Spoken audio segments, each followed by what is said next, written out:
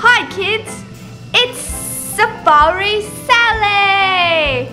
Alright, today we're going to be talking about the lovely creatures that God's given us from the animal kingdom. Let's take a look at some of the ones behind me. This lovely creature is what I like to call a bunny rabbit. Oh, so cute. Now this is an octopus thing. Going through menopause, clearly. This is what I like to call a bird. A very ugly one that kids shouldn't watch. Because Safari Sally's better. Right, kids? And this is a kitten. Meow. Isn't it precious? Little black cat, eh? And let's see what else. Oh God. Who put that there? Hi. I'm Petunia.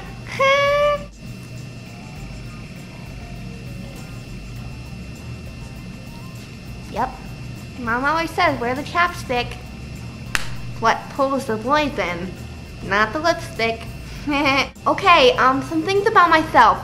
I am a very experienced computer hacker. I can hack into any computer except for Bill Gates. I've tried several times. It's a little difficult, but I bet you with enough practice, I'll get it down. I survived Baron's chat. Well, I'm just looking for a spouse. A lot of the times, boys mistaken me for an actual, like a man, and that is not what I am. I have lady lumps. I've never had a boyfriend before, and never been kissed. So I am looking for someone. They don't have to be the same as me, but they have to like the same things. And I'm looking to get married really quickly, because I'm getting older.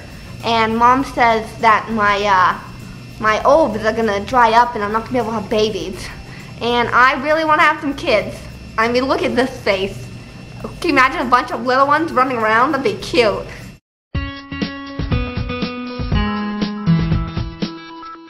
Okay, so last week's question was, what's our idea of a dream date? I think would be cool if we did something fun and exciting though, like, I don't know.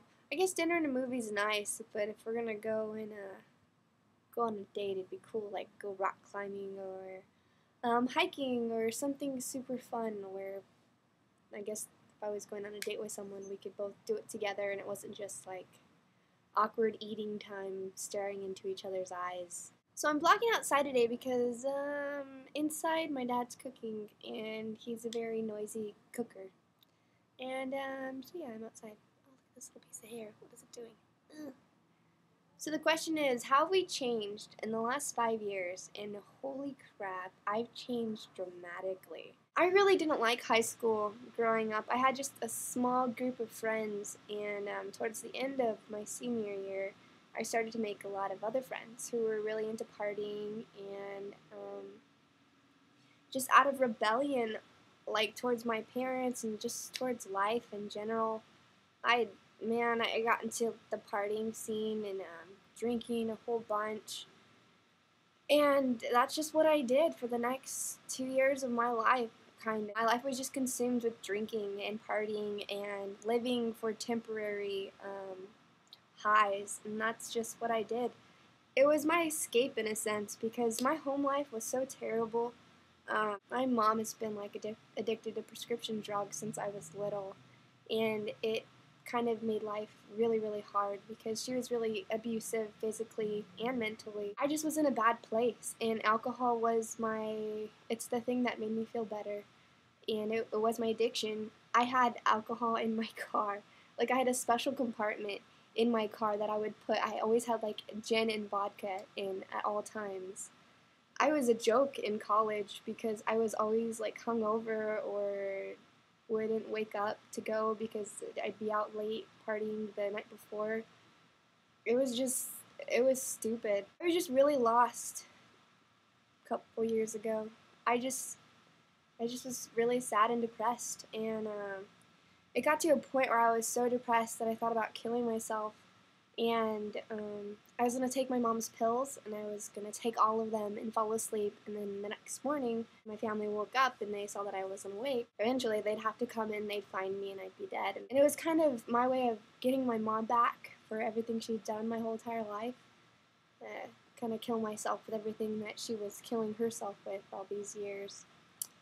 But crazy thing is, before I actually did it, a couple months before I actually got to that point where I was about to commit suicide, my grandma had been taking me to church. And she moved down from the Bay Area, and she wanted us to go to church with her. She's like, when I come down, you guys are going to come to church with me every single Sunday. And before this, I really didn't like God. If he was God, and if he was as big and powerful as everyone says he was, like, where was he? Because my life was jacked, and my family was jacked, and the things that I had to go through, I just didn't understand. And for the majority of my life, I hated God. So when my grandma made me start going, I was just like, oh, this is going to be terrible. And she went to this church that I'm going to now, and the pastor, the things that he would speak about, I felt like he was talking directly to me every single time I went. And it started stirring like curiosity up in my heart about whether if God was real or not, and maybe he really does love me and care about me. And I would still go back and party the next day or the night before. It was never anything I took into consideration too much. It was just kind of something in the back of my head. And before I attempted to take all those pills that I had in my hand, I started remembering everything that the pastor had been talking about, and I was like, man, if I do go to hell and God is real, that's going to suck, because I don't want to, like, burn forever. That's going to be terrible. So I decided, I was like, well, you know what, if this God is real, then let's see it. So I prayed in my room, and I said, God, if you're real, tell me my life's going to be different, because the way I've been living has been crap. I have no purpose, no drive in life, and I'm just an empty person. And I have nothing to live for, so if you're real, tell me my life's going to be different. What happened next, I can't really explain to you, like, what happened, but man, God met me in my room, and he told me my life was going to be different, and there was a peace that came over me that I had never felt before.